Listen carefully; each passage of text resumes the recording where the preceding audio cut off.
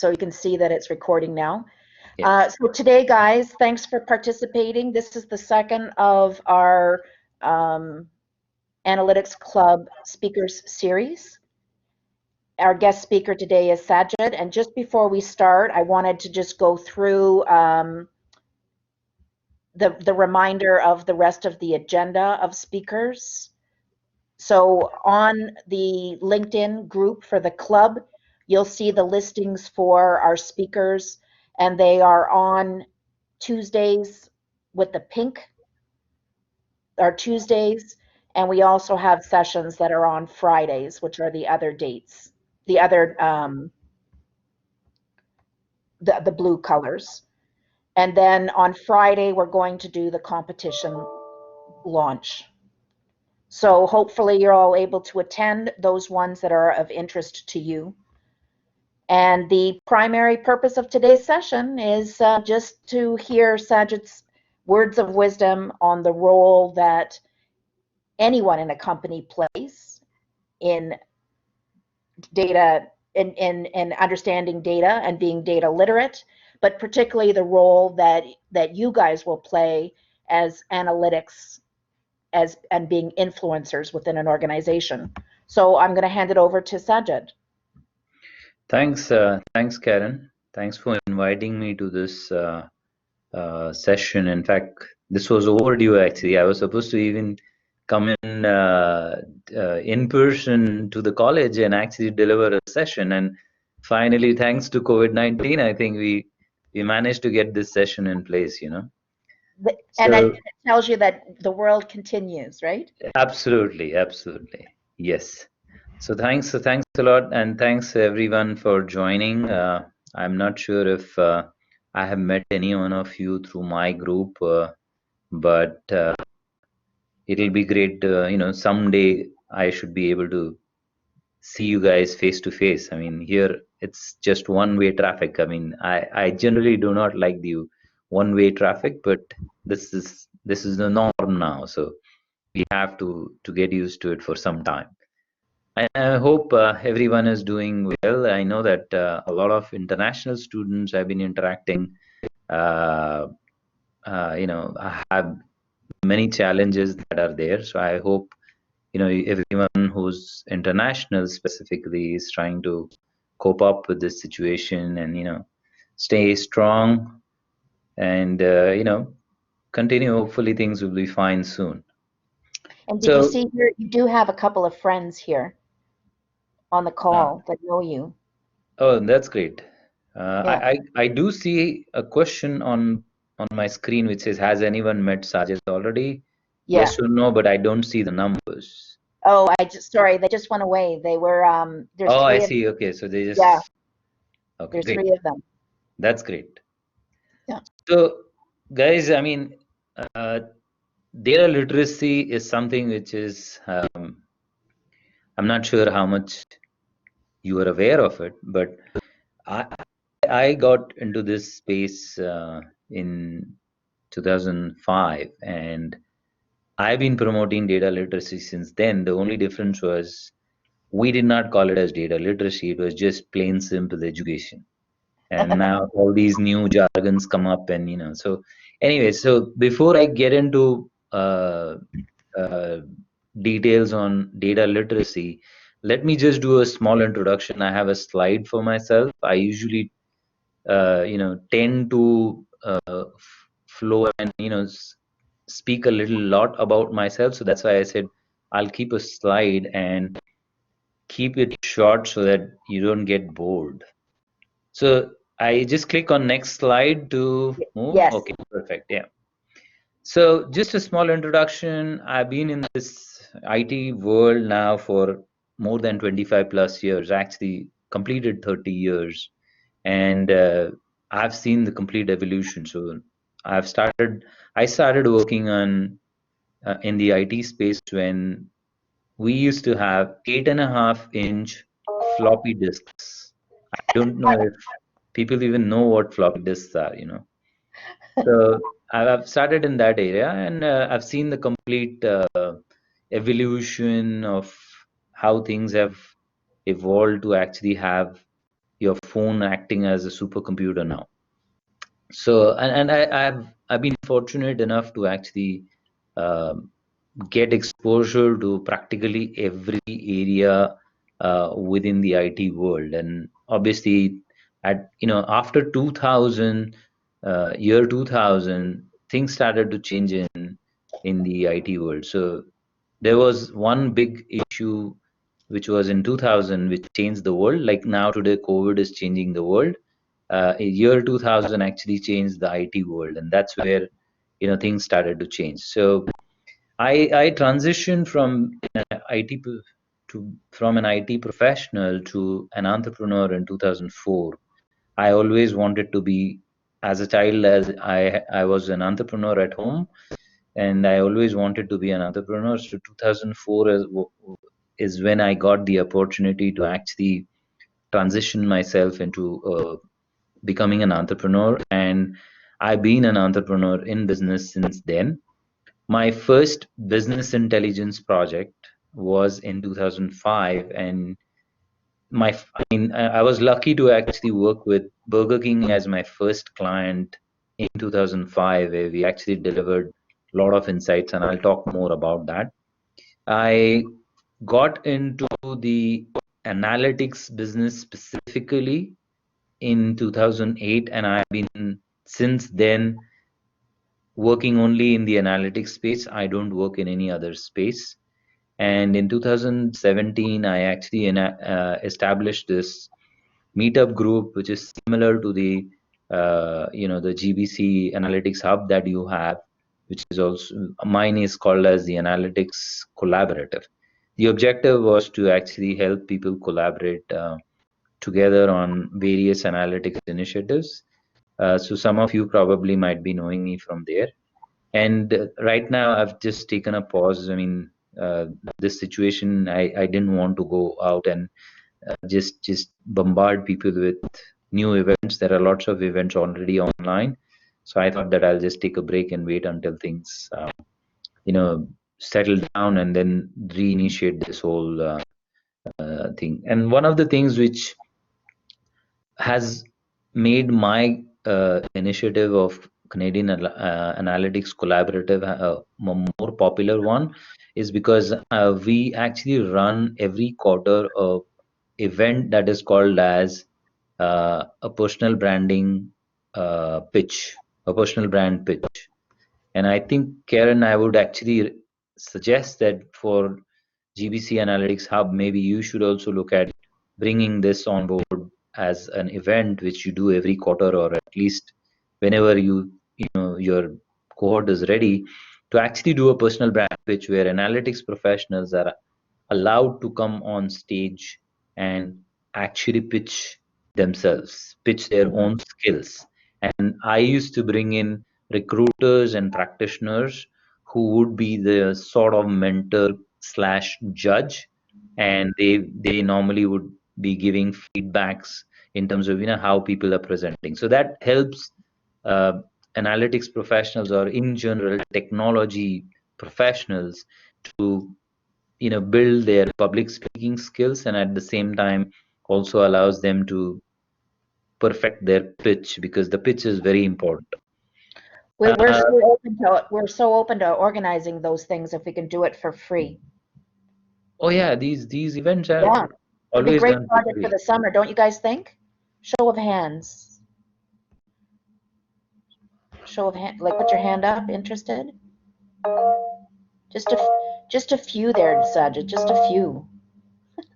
Oh, Yeah, this is great. yeah, that's good. Yeah, And I'll tell you, a lot of people actually want to attend this. Some people are like, no, I can't. I have stage fear. I don't want to go on stage. But at the event, when people saw others do the pitch, they came like, we had only 16 slots, and people like, can you allow me to pitch now? I want to pitch. I'm not prepared, but still I want to pitch. So yeah. the best was one person who was a junior data scientist who came from China just 3 days before the event, and he was the best pitch amongst the 16 participants that participated in the pitch, and he had absolute no idea what this pitch is going to be. He just saw others do it and then just came. He got the best amongst them. He was just 3 days old in Canada. In Canada, But and anyway, he did it. Good for. All right. Well, we'll follow up with you. I'll get one sure, of the students on sure. here to volunteer for that. Okay. Sure. And then my industry experience, again, I've been lucky to have worked in capital markets, oil and gas, financial services, retail, food services, manufacturing, and car rentals. And these are all analytical projects, by the way. So these are all analytics projects in these industries. So I'm talking about these industries exposure after 2008. So in the last 12 years, these are the industries that I've worked with. Other than that, I used to primarily work in the financial services industry. Currently, And I the think area, that's interesting because that reflects where data is. And I know that there's people in the class today or on the session today that come from these different industries, oil and gas and capital yeah, markets, as well as the absolutely. retail. Yeah. Absolutely. And I do, at the end of the presentation, I do have some advice for those people who actually come from, these domains. I have an advice for them. And in Okay. my current areas of work, so currently I work on data strategy and data literacy. As a consulting company, we work on data strategy and data literacy. So we provide advisory services around strategy, and we provide advisory services around data literacy within an organization.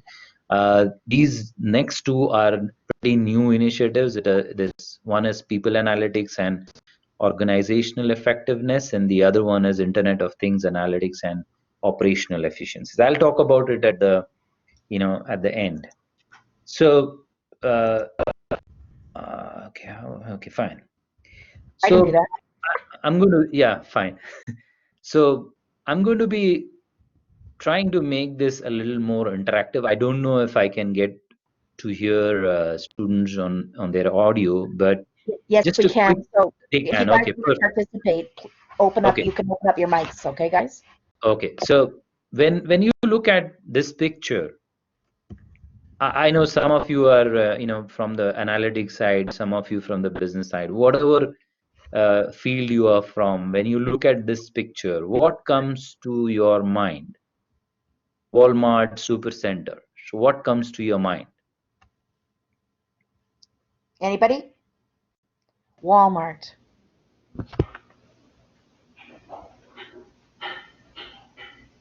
So what's Walmart? In Anybody? your What mind, comes to what's mind? Walmart? Wholesale. Wholesale. Okay, wholesale. I've got discount. Joe. Okay, a Like discount. like a one-stop shop where you can get almost anything. Okay, one-stop shop. And Michael's got mega corporation. Mega corporation. Okay. I have Anybody an else? largest retailer from Mohammed. Affordable products Largest from retailer. Melissa. Big box from Anur. Perfect. Customer service from Joe. And Okay. I've got profit pig from Karen. Okay.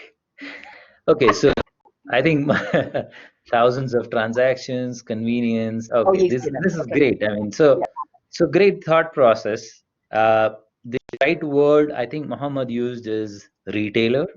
So definitely they are a retailer, but you'll be most surprised to know boatloads of data. So Michael is coming near to where I'm heading to.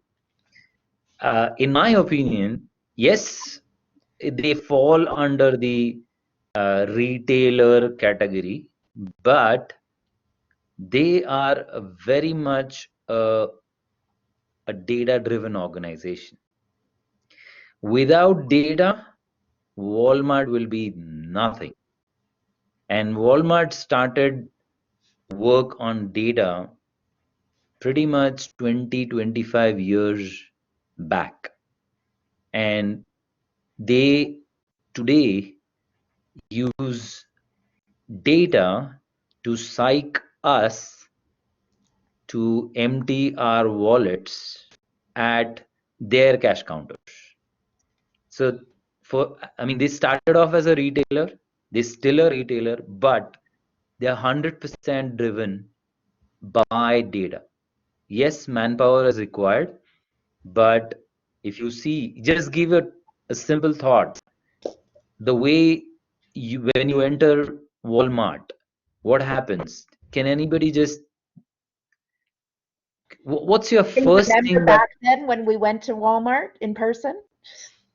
oh, so you guys did a visit to Walmart? No, no, no. I was just saying, I was just thinking about not being able to go shop now. Oh, I see. Okay. Yeah, but when you enter Walmart, what is it that, what happens to your mind? Anybody? Are you talking about the greeter? No, I mean, we as customers, you walk into Walmart from the door. Okay, so Ionde says the way products are arranged. Yes, you are right. So after Orderliness. hospitality of the staff, okay, perfect. Anybody else? A good structure, the way things are ordered. Yes. So when you enter, most of the items that are going to be on sale, yeah, somebody came, Michael came up. You see all the things on sale. That's at the entrance. And you'll also be surprised to see that at the entrance or at the exits, you'll typically see those items like the Lay's chips and stuff like that, which kids like. Now, all this placement of products and also, stacking them up in heaps, this is all done based on the data that gives insights to people who actually plan the stores, the aisles, the marketing. Everything is done based on the data that is collected. Now, how do they know this data? Obviously, this data is, so where does the data get captured? In Walmart, where does the data get captured? Are you talking at point of sale? Oh yeah, Eva's got that. Yeah, absolutely, yes. So it's the point of sale where the data is collected. When you look at the bill that you carry with you while going home, it's very straightforward and simple. It just has a timestamp and a date. It has the number of items that you bought, which item, how many quantity, what was the rate, and the total. And at the bottom, you probably would get a subtotal and then the GST or the HST and the total. But believe it or not, that's on the bill. But there is so much Walmart extracts out of it that they can psych you while you enter the store by keeping products which they know that they are eye catching, and you tend to just pick it up and put it uh, in your cart without even sometimes looking at the price. Just you see that there is a board called sale. Now, all those people who work with data, imagine the way data is being used. Okay, so this was one example that I thought that I'll give you to trigger your minds to the topic that I am going to head towards. The other one is a classic example, which I think again we are all exposed to. This is Amazon. So how do you categorize Amazon? Amazon is a e-commerce retailer. Do you think Amazon is a warehouse? Yeah, you're right, e-commerce platform. So do you think that what Amazon does is online driven large data user? Perfect. Everything you need from A to Z. Absolutely right. But again, AWS services, logistics, perfect. So again, do you think that Amazon would have been Amazon if they were not analyzing the data that they're collecting? Do you know when you are shopping on Amazon, Amazon actually is able to even come up and say people who bought, oh wow, so definitely it would not have been Amazon if they would not have worked on the data and they would not have analyzed it.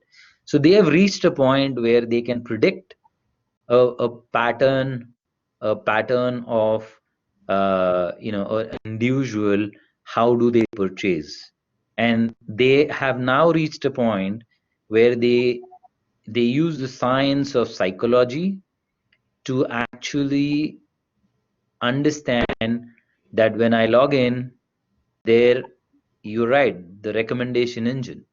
So they have these recommendation engines that are working in the back, which are based on the science of psychology and other fundamentals that are basic to human beings, but they can actually they can show things right in front of you that you tend to buy them even if you don't need. When you go to Walmart, I have ended up buying stuff which I don't really need, but I still tend to buy it because of the way they psych me to buy. Similarly, Amazon is the same thing. You buy, and then it says people who bought this also bought this, and then you look at that and you say, yeah, I need this too. And so they are actually uh, going and getting more sales.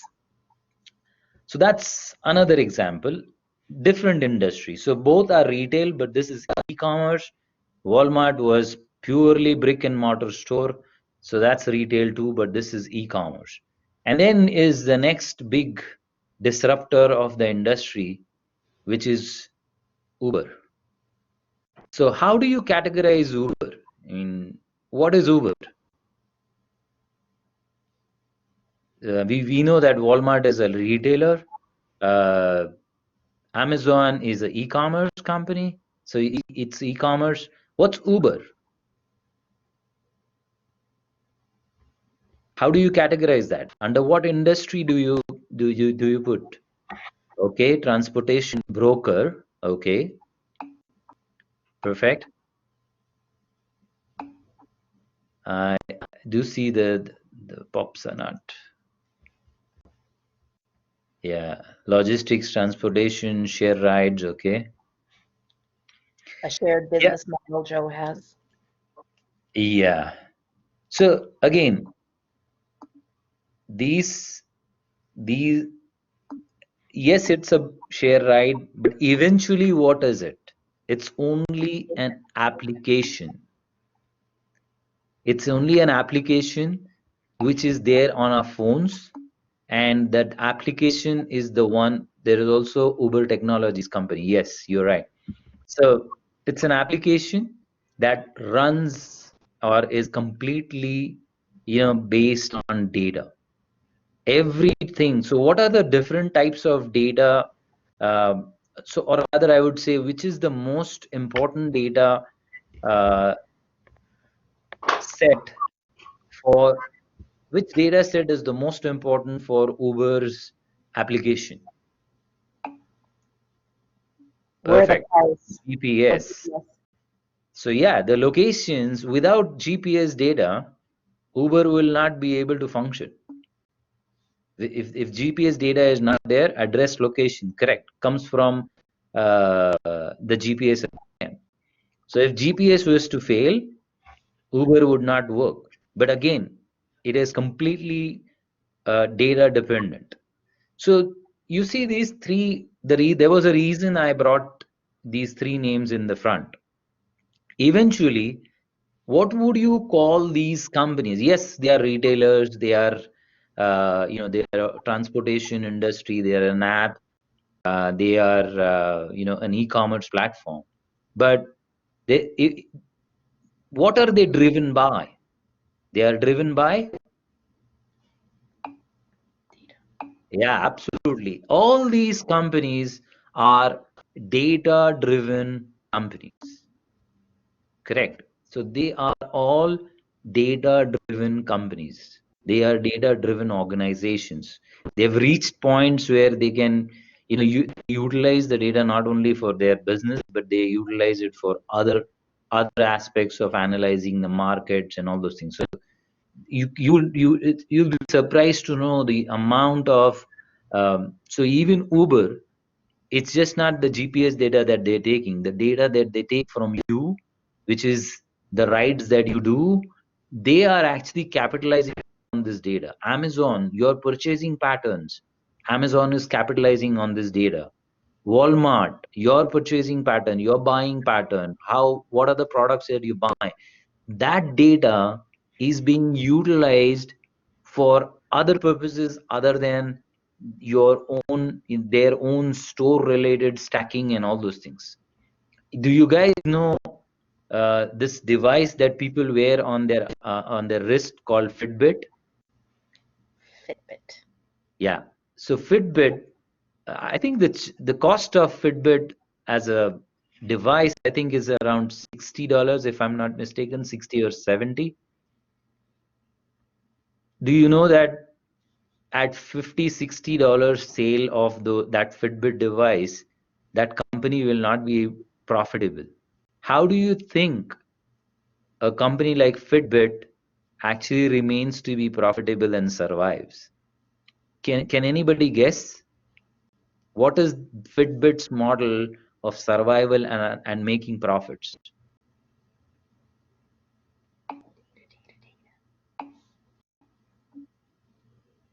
Absolutely, Ida. They monetize their users' health data. Correct. And can you guess who are they selling this data to? Weight Watchers. Okay, Weight Watchers for sure. Yes. Insurance. Oh, insurance. Oh. Insurance. Yes. They are the highest, by the way, in terms of uh, paying the value for the data. Yes.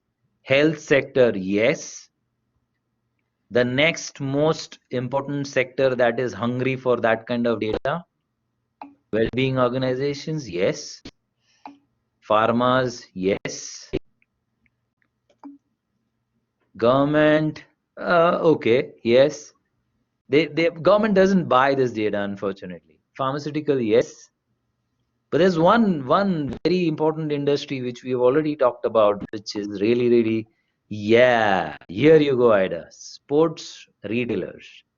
They pay a high price for this data to organizations like Fitbit, because they understand the patterns and then they come up with the right marketing strategies, their advertisements, and the way they sell their products.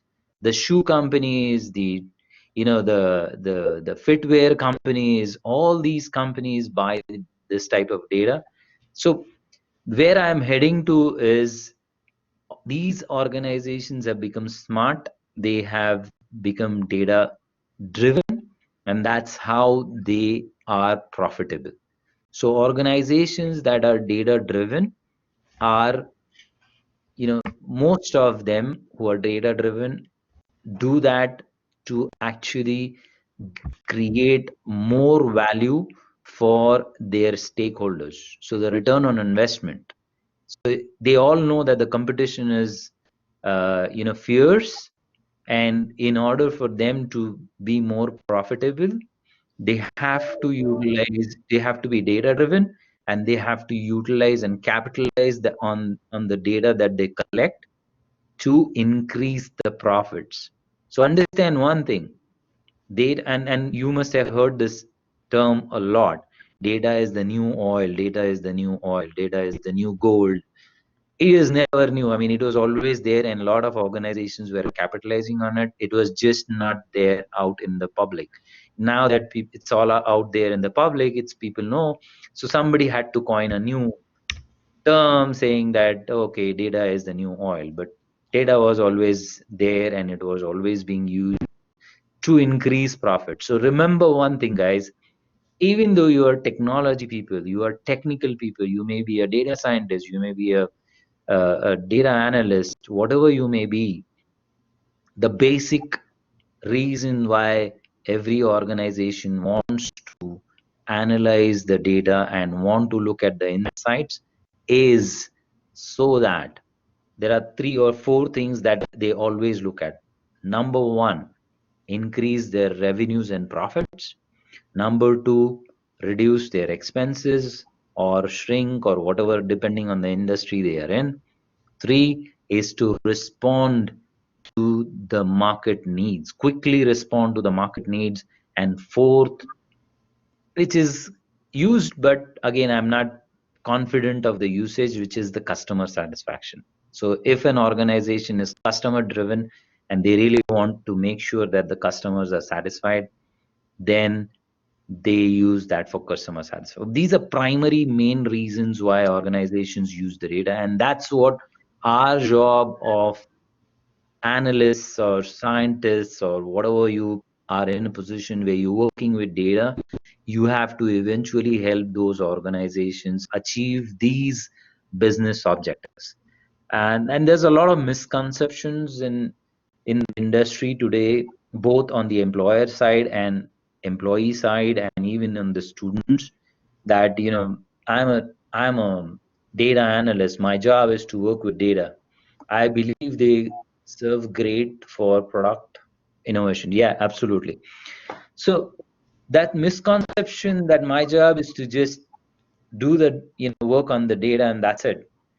Trust me, that's not where it ends. We all have to work, and today technology has become so smart and so efficient that it can handle a lot of things. And going forward, programming is something that is going to be eliminated. Tools are going to come in place which are just, artificial intelligence is going to just take over things where we don't have to do any, for sure, as a response to market needs. Yeah. So that brings me to the next point, which is, yes, these are data driven organizations, but at the same time, how did they become data driven? Because they became data literates. So they know what their data is, what their data talks about. So just before I jump into that topic of data literacy, I thought that I'll just get a, so I'm just setting the ground again. So I thought of presenting these scenarios. So read these scenarios and tell me which scenario do you think is the right one, or something The that best is one. something that is something that makes sense. Again, we don't have to be very accurate. You can take guesses. So can we just have the number, the middle one perhaps? Okay, number 2. Anybody else? Number 2 again. Great. Anybody else? I just did a poll. Okay. Number 2. We've got 5 number 2s, 1 Yeah. 1, and 1 3. Okay. Yeah. So any particular reason why we are all inclined towards number 2? For those people who said 2, what do you got? Michael? Yvonne?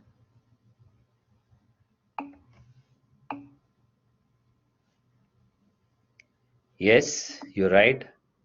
Fair comparison. Correct.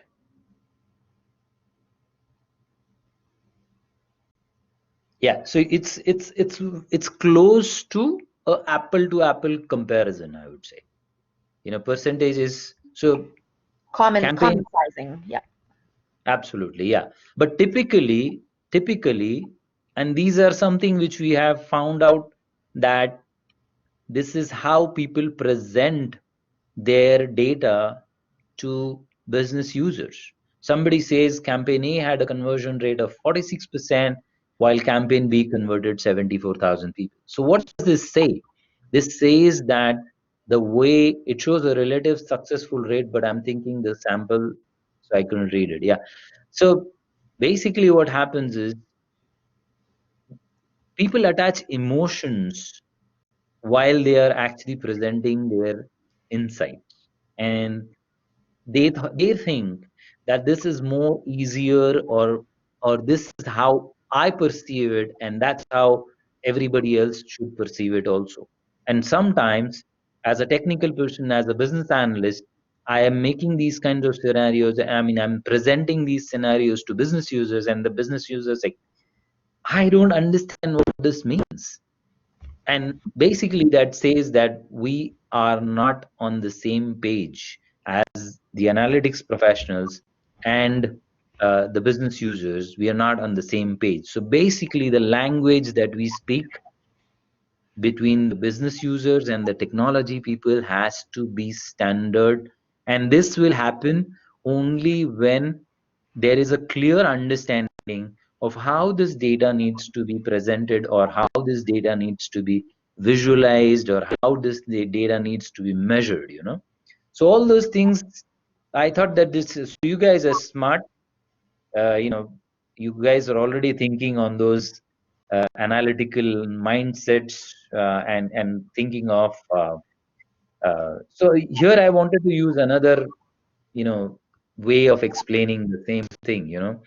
It's like you have a marketing department that speaks French, product designers that speak German, the analytics speaks Spanish, but no one speaks a second language.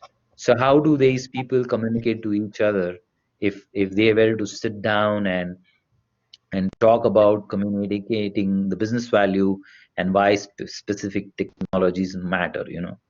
So that's essentially how a data-driven business functions when there is no data literacy.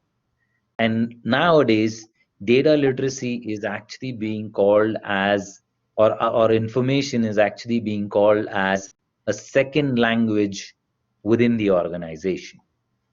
So data Masterman, did you literacy. have a comment? Masterman, did you have a question? A student put her hand up. Okay. It was not me, Karen. Okay, Sorry. you're good then, said Sajid, sorry. Okay. So yeah. So basically, this is typically the scenario in majority of the organizations today. Some claim that they are data driven, but they are still not able to derive the value of from their data to deliver the return on investment to the stakeholders, or to deliver the business results. And that's primarily because they have this issue that information is not the second language within the organization. It's distorted communication. I have met organizations where the finance department calls sales as revenue, but the sales department calls us as sales. And they sat in a meeting where the finance kept on saying revenue, revenue, revenue, and the sales guy said sales, sales, sales. And the stakeholders were like, what are these guys talking about? And the numbers were different too. So each one had their own perspective. They didn't speak the same language. So eventually what the decision makers got was complete distorted information, and that happens because lack of data literacy. Now this, I brought this up from a Gartner report. A lot of information is from this Gartner report that is available. They were expecting that by 2020, 50% of organizations will lack insufficient artificial intelligence and data literacy skills to achieve business value. Remember, business value is the focus of data. If you are not looking at data for generating or achieving business value, then that organization cannot be called as a data-driven organization. So let's move on. So that's the challenge today, and I see that as an opportunity also. And here is a quote again from that same the report that was there. I thought that it might be good to share. So prevalence of data and analytics capabilities, including artificial intelligence, requires creators and consumers to speak data as a common language. Speak data as a common language. And it's the analytics, data and analytics professionals and leaders must champion workforce data literacy as an enabler of digital business and treat information as a second language. So it's important for us as data professionals to understand that if an organization wants to, you know, generate value for their organization, the people within the organization want to generate value for their organization, then data literacy is going to be the enabler. Speak data, which is the same language. Speak data, like I said, revenue and sales. Common, so data, but have a common terminology across the organization. Activity in 2010,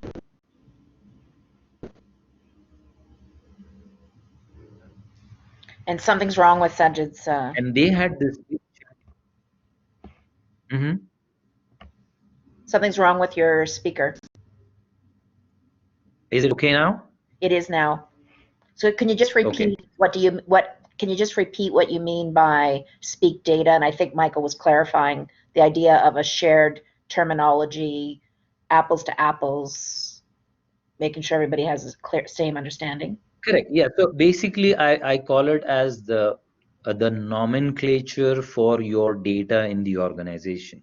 So if a number is called as sales, then everybody should call within the organization should call it as sales. If they want to call it as revenue, then across the organization, everybody should call it as revenue. If you want to call it as customer ID, then make sure that everybody calls a customer ID and not somebody saying customer number. So that's common language within the organization. When you have that common language, it's more easier for people to correlate and understand and start, speaking that same language. Does that clarify? Yeah. Okay. Does it, guys? And Michael's asking good questions because who's responsible? And that's the issue that I remember when I was working at IBM and you were using acronyms, and we'd have to look up the meaning of an acronym, and it would have 20 different meanings depending on the industry and the context that you were talking about, and who owns that, because it's not a data governance issue, it's a policies and procedures issue, probably, right, Sajid?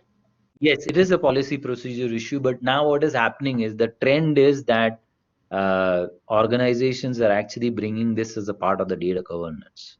Some organizations actually are bringing this as a part of the data governance. So again, basically, who initiates center of excellence? Yes, you are right. But primarily, it's going on. But the thing is, it has to be the leadership within the organization that actually takes the initiative of bringing data literacy in the organization, because otherwise it's practically impossible for any other department, even if a data governance department, a division has to implement data literacy. It's not that straightforward. It requires a group of people to work together to do that. Just data governance on their own cannot do it. They need business users, they need executive management. All of these people have to be, it's like creating a steering committee that works on bringing this common language within the organization. Actually, this is nothing to do with data also.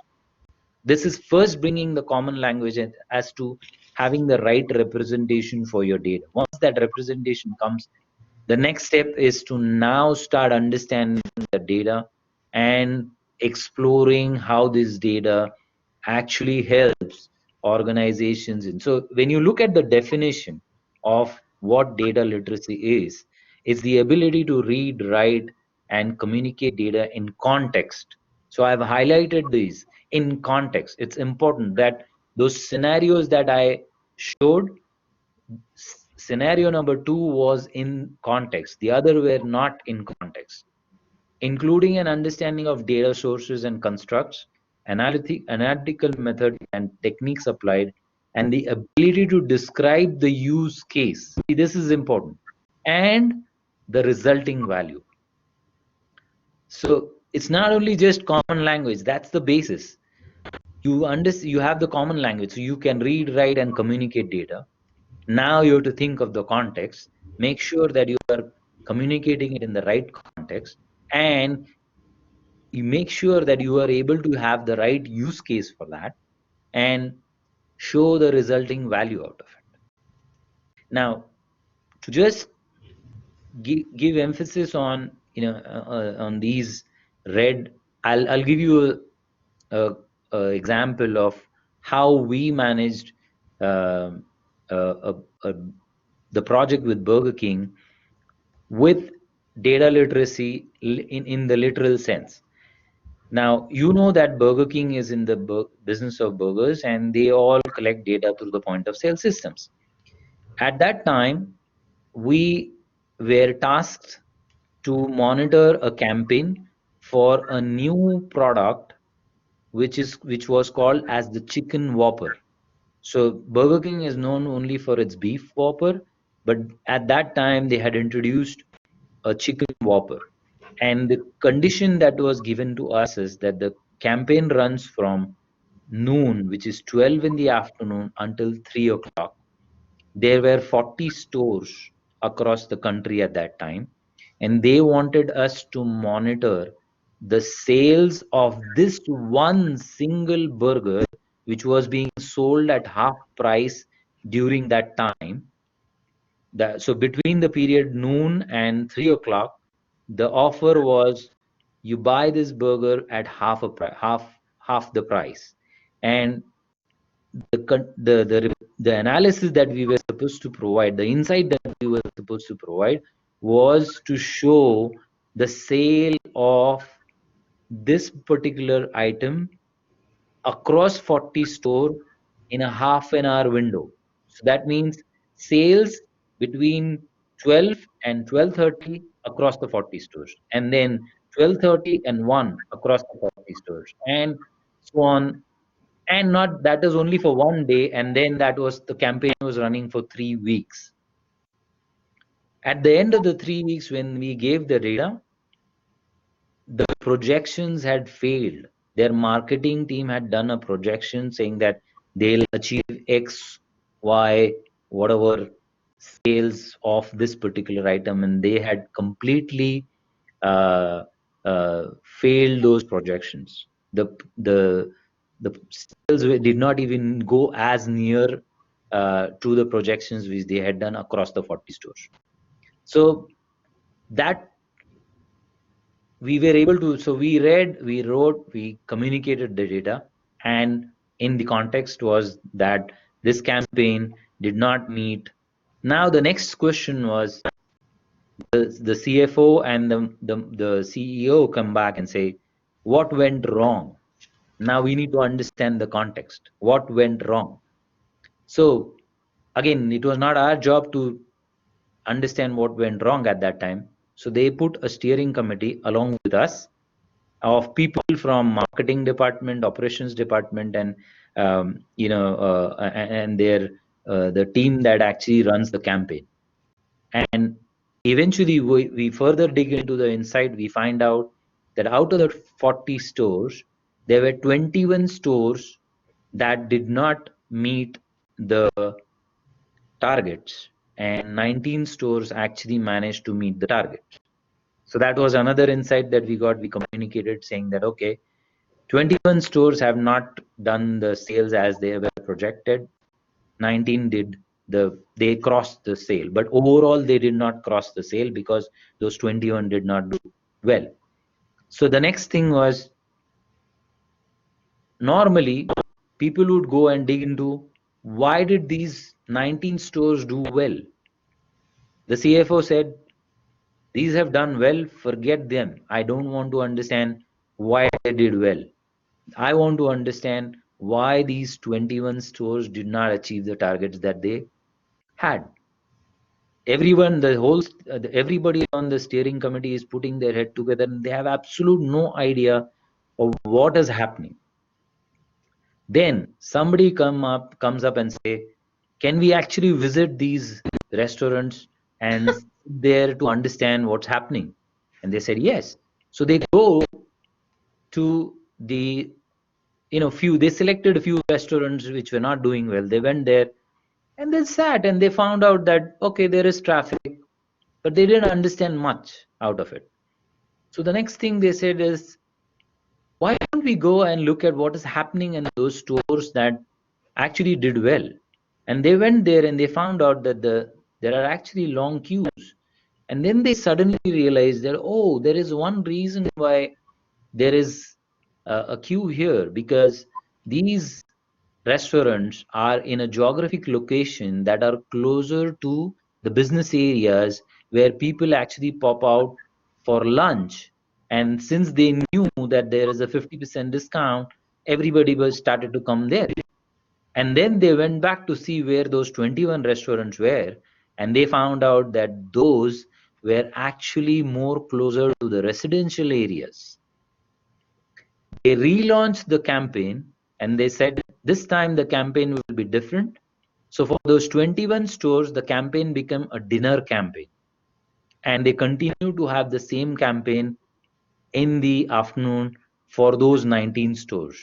And boom, in 3 weeks' time, again, they ran the campaign again for 3 weeks.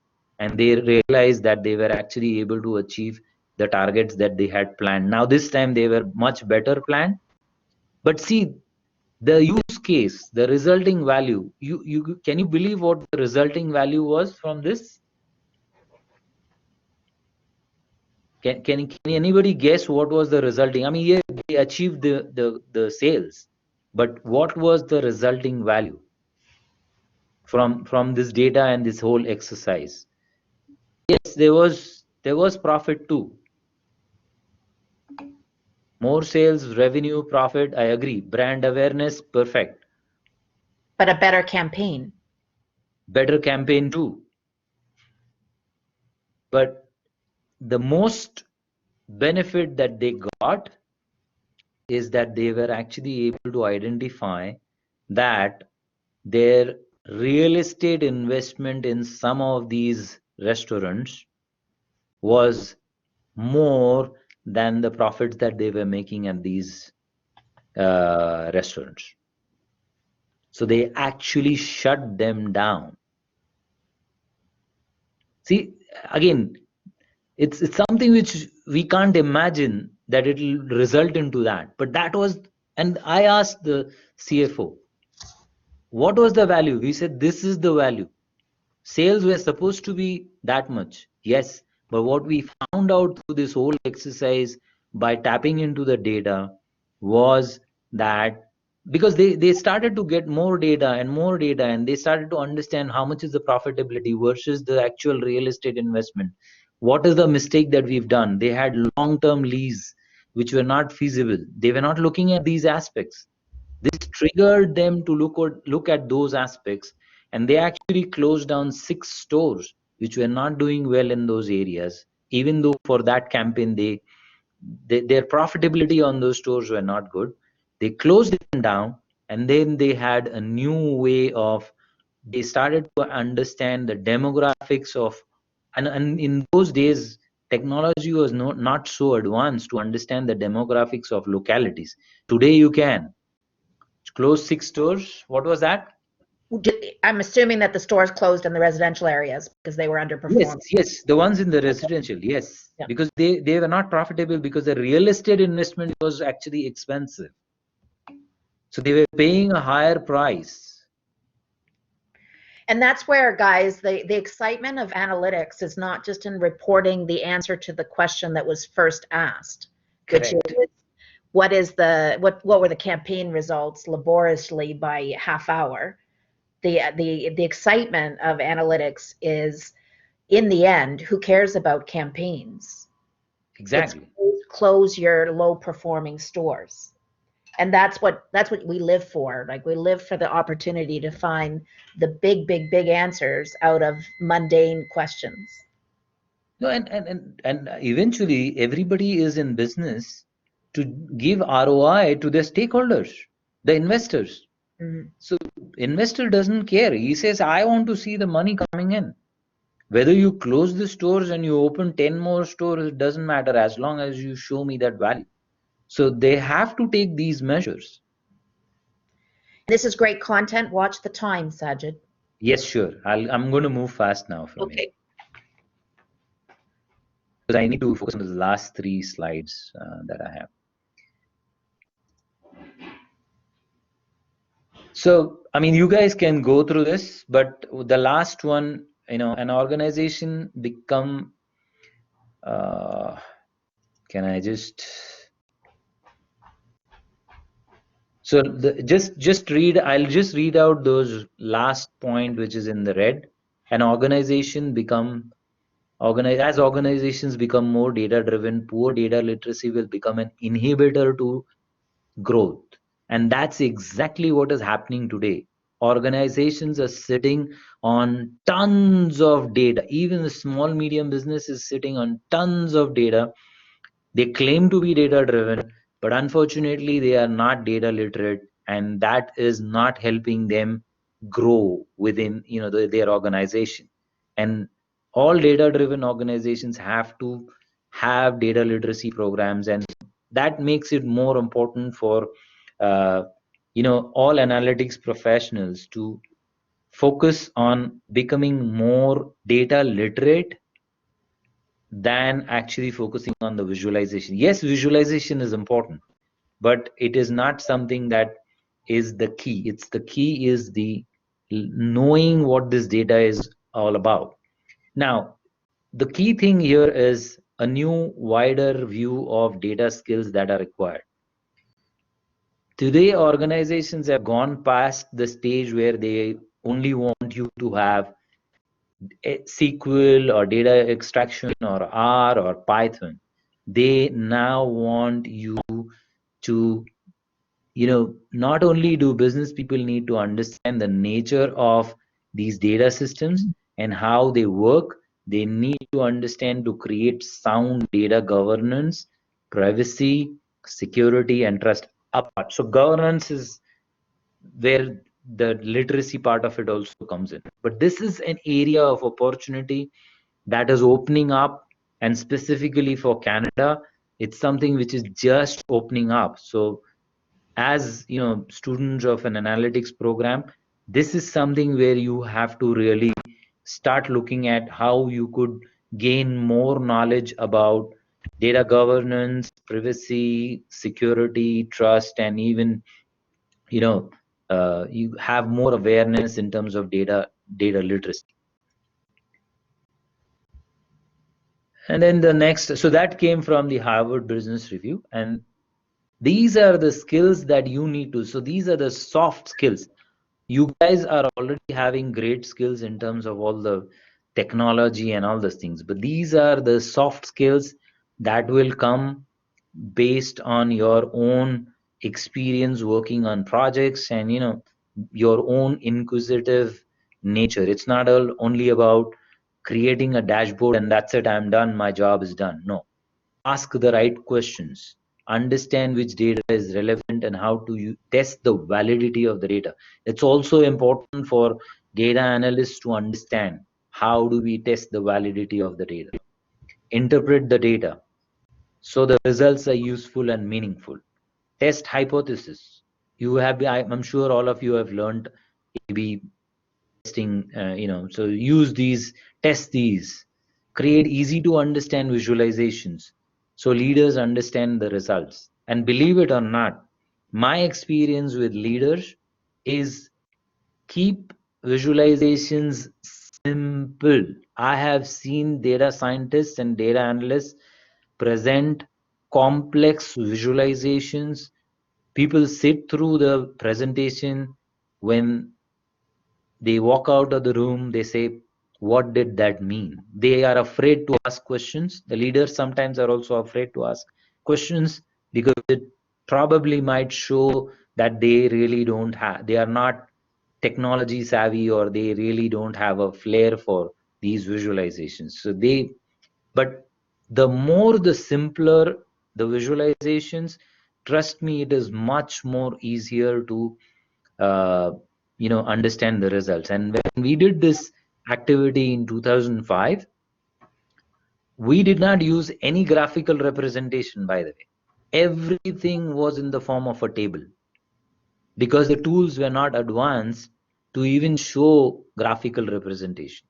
So even with that, just data, yes, there was, there were graphs and charts available, but they were not fitting in to show the data that was required. So the CFO was pretty fine with just seeing the numbers in the form of a table.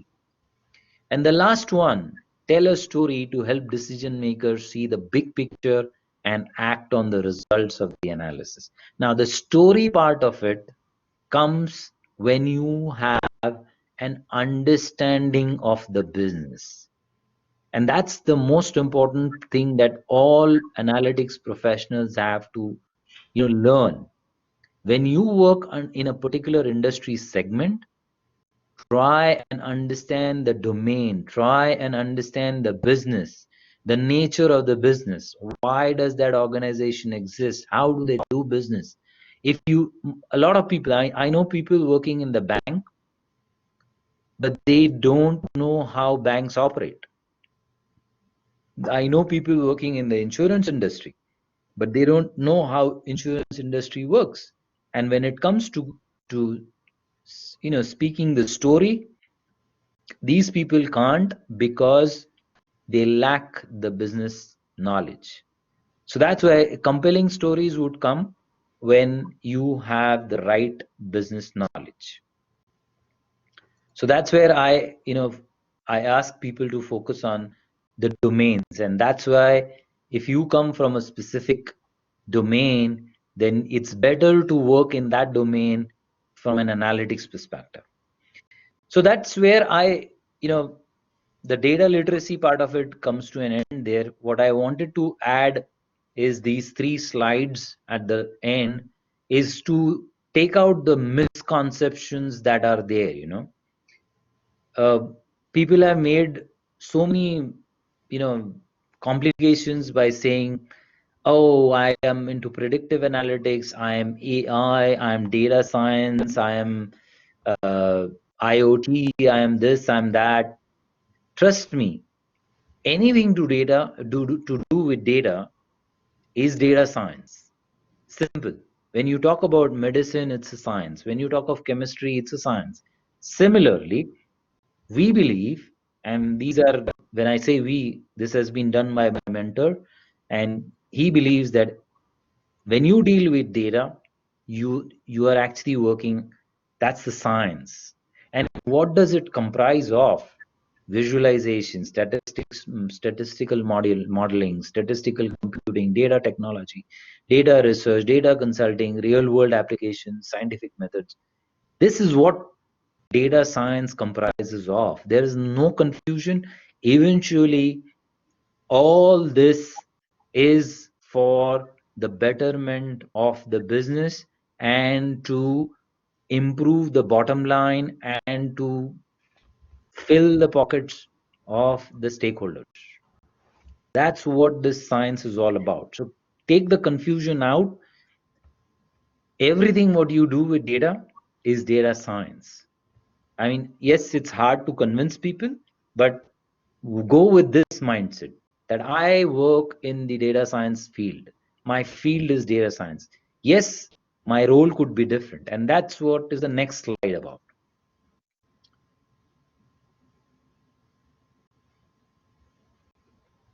Takes a little. I like this slide because it's about the three different disciplines, because you can come at a data career from computer sciences. Yeah, absolutely. From maths and statistics, or from a business and then go into a data role. Absolutely. I mean, see, again, Mark Pico, who's done this, he's my mentor. Yeah. And he's been 30 years in this industry, specifically analytics. He's been more than 20 plus years. it's an intersection, and everybody. So you may be a domain expert, or you may be a computer scientist. You may be doing data analyst as a data analyst. You may be somebody who's a math stats specialist, machine learning. Everybody could be called as a data scientist.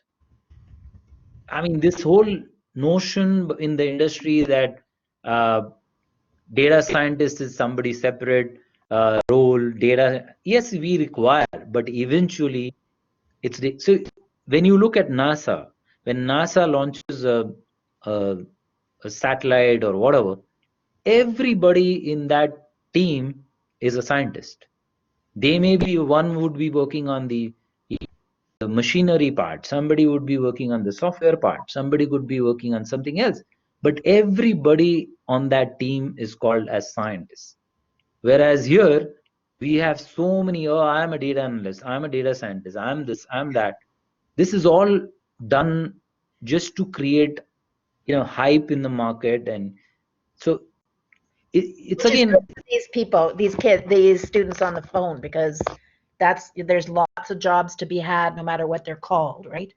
absolutely, Yeah. absolutely. You may have, and that's my next slide.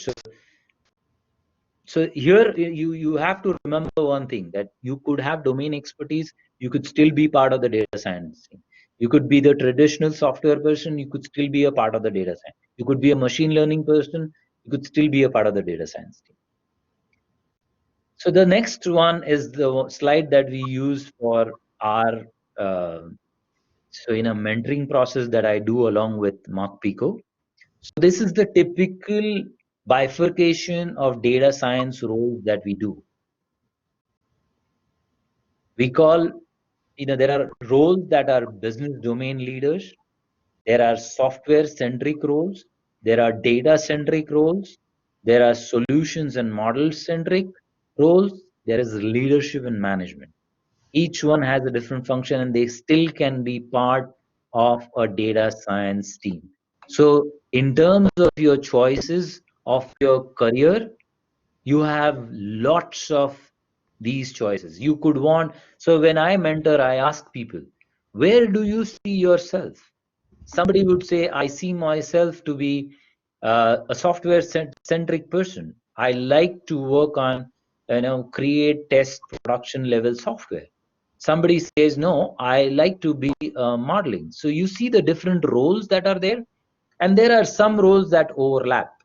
So you may be a business analyst, you may be working under the solutions and modeling centric, but at the same time, a business analyst could be a domain centric too.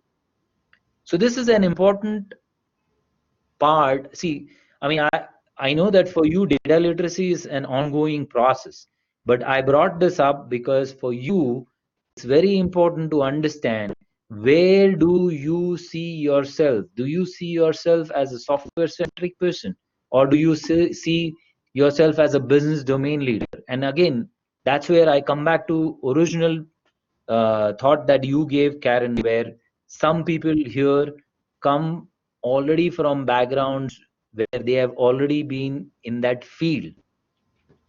I categorically tell those people that if you come from a specific field, you already have experience in a specific field, try to get a role.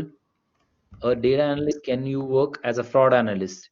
Depends. Fraud is a risk management functionality.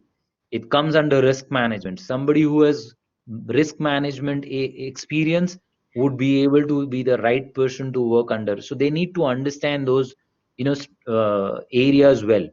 But my recommendation is always, somebody has a pharmaceutical experience and now you've done a data analytics course, don't try to go into a finance related field where you have absolute zero knowledge of finance. But No. AO does have finance background, so you can, at TD Bank, analysts from the marketing department moved to risk and fraud and worked together quite close. Like we did that as job sharing and job rotation.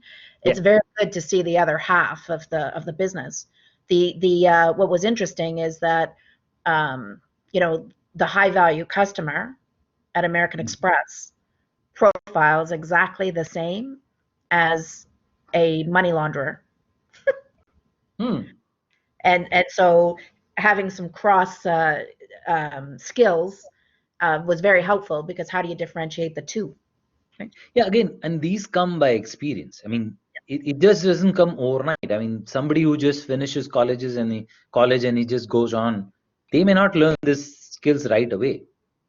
This is something which will, as you start learning more about the industry, the area that you are. But the point is, it needs to be. We had questions from Ontario Bands.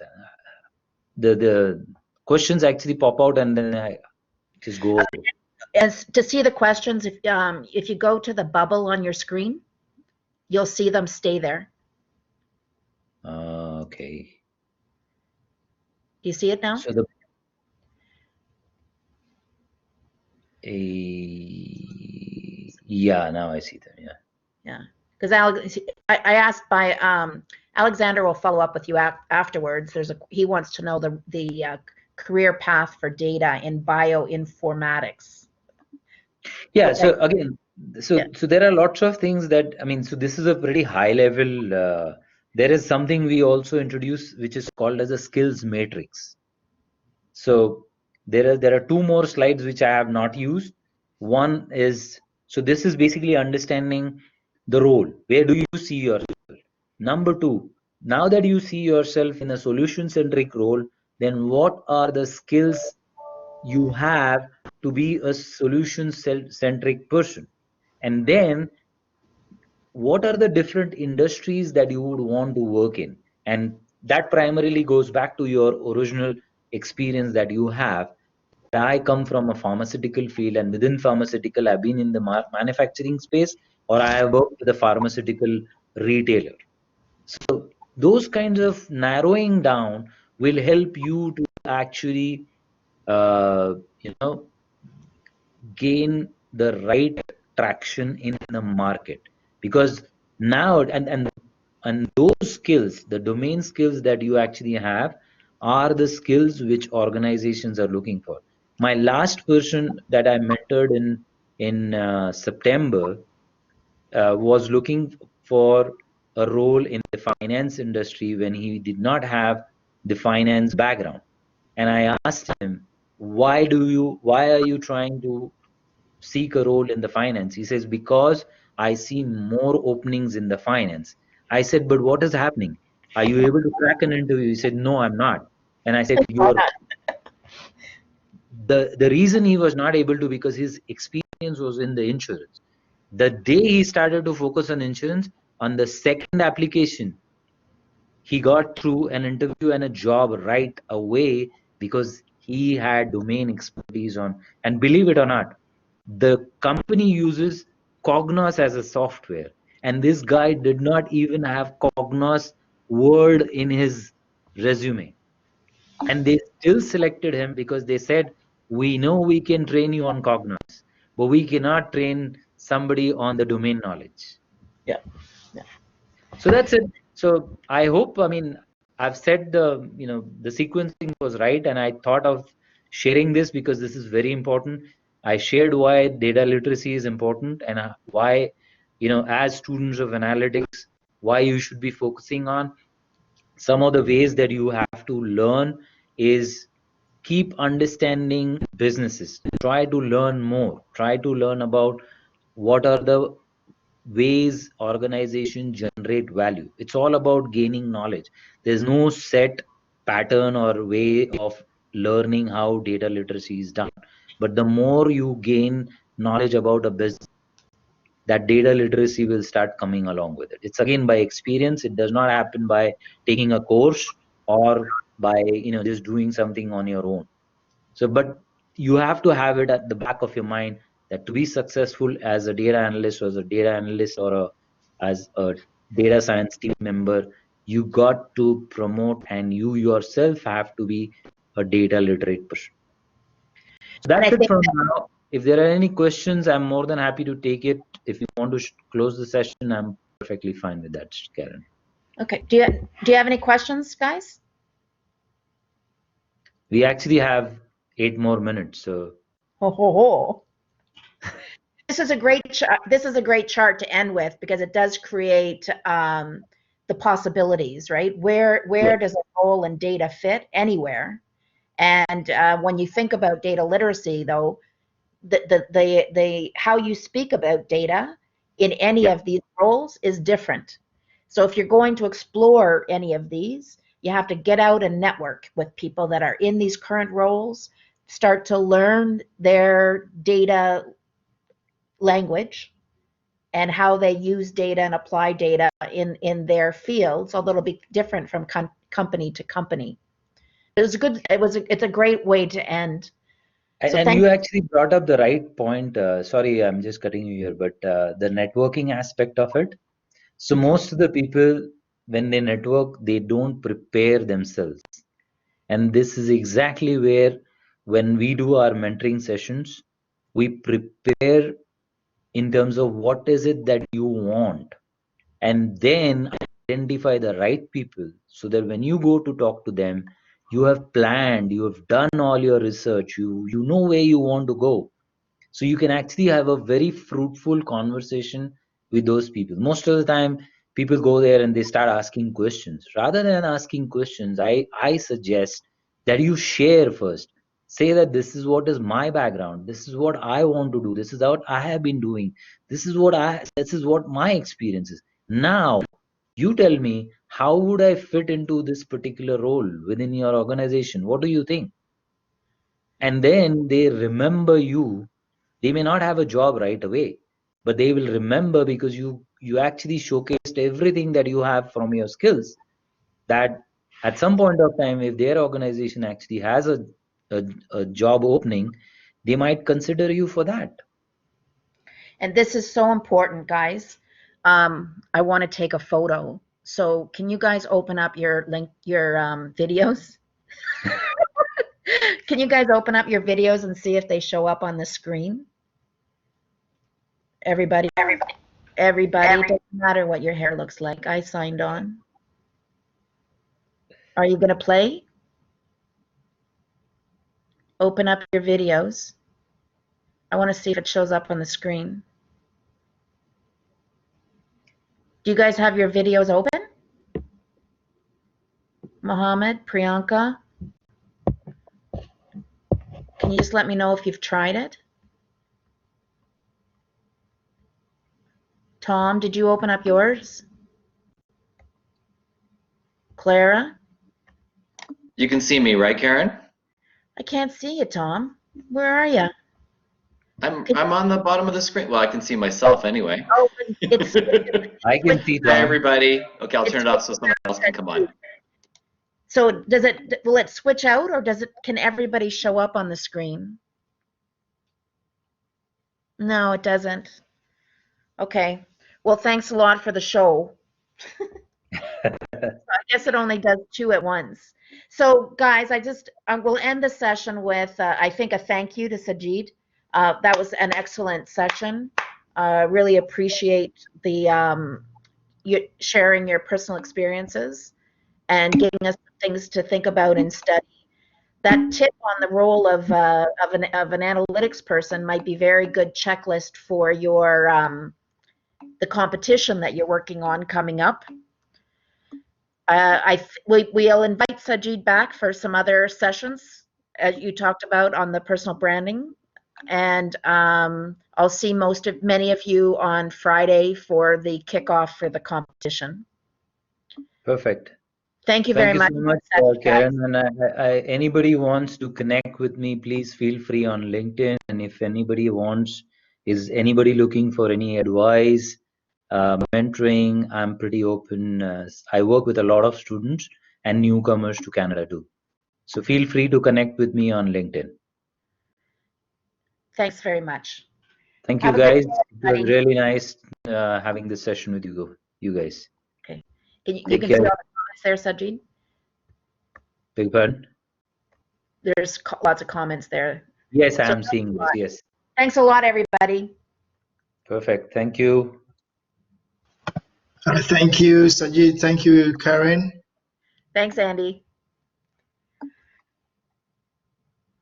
Okay, I'm going to stop recording now then.